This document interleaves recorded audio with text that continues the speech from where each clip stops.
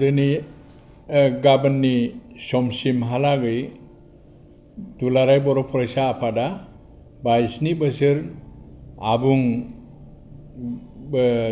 जाफुंबाय। दा बेनि असिलायै आङो गाहाम हामलायथि बावहरग्रोनाय जाबाय। दा बेखिनि 22 बोसोराव जोंनि दुलाराय बर' फरायसा आफाद बा बर'नि मोनसे इम्पर्टेन्ट मोनसे आफाद, जे आफादा बर' हारिखौ दैदेननायाव, बर' हारिखौ गोथों लामाजों दैदेननायाव जोबोद सहाय होबोदों।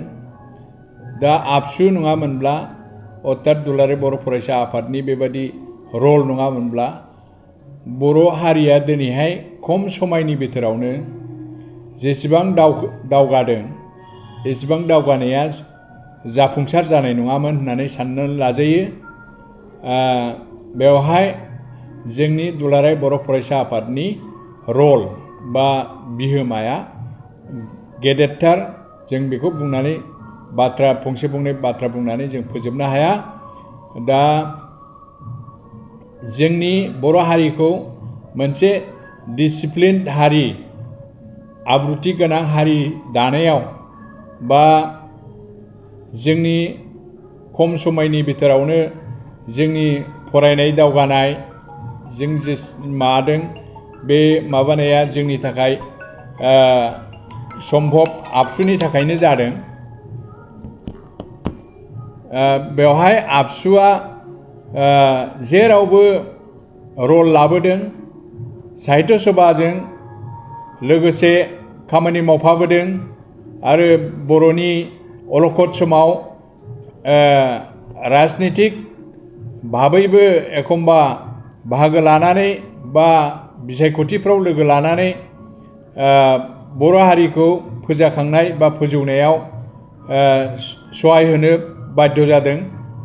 दा जोंनि बर' हारिनि जेंना जेंनाखौ सुस्रांनो थाखाय सरकारखौ नारसिननो गोनां जानायाव आबसुआ बा दुलाराय बर' फरायसा आफादा आन्दलन खालामनांदों। आन्दलन खालामनायनि गेजेरजोंनो जोङो जांख्रिथाय लाबोनो हादों आरो मोनसे आब्रुथि गोनां हारि हिसाबै दानायाव हेफाजाब होदों। दा बेफोरबादि गोबां रलनि थाखाय बा बिहोमानि थाखाय आबसुनि बे 22 बोसोर आबुं जानाया जोबोद ओंथि दङ। बे जास्ट ओंथि गैयै 22 बोसोरल' नङा, बे ओंथि गोनां 22 बोसोर जानायाव आङो आंनि गोसो सिंनिफ्राय साबायखर बावबाय।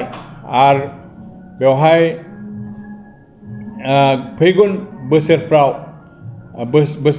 बर' हारिखौ बेबादिनो गेरेमसा हारि दानायाव आबसुनि रल लानाया जेरैबादि लाबाय थादों, बेबादि लाबाय थानायनि गेजेरजों जाफुंसार जागोन। आरो बेखौनो आं मिजिंथियो। आं बेखौनो आनान गसाइनाव आरज गाबनानै आंनि बिबुंथिखौ आं बाहाय फोजोबनाय जाबाय।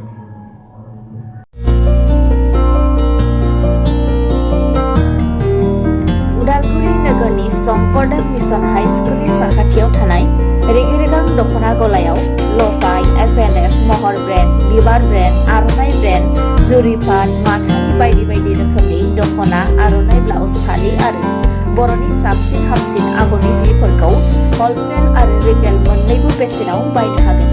बेनि थाखाय नोंथाङा 7896313108 एबा 8471820909 जानबुं नाम्बाराव सुलाद लानो हागोन।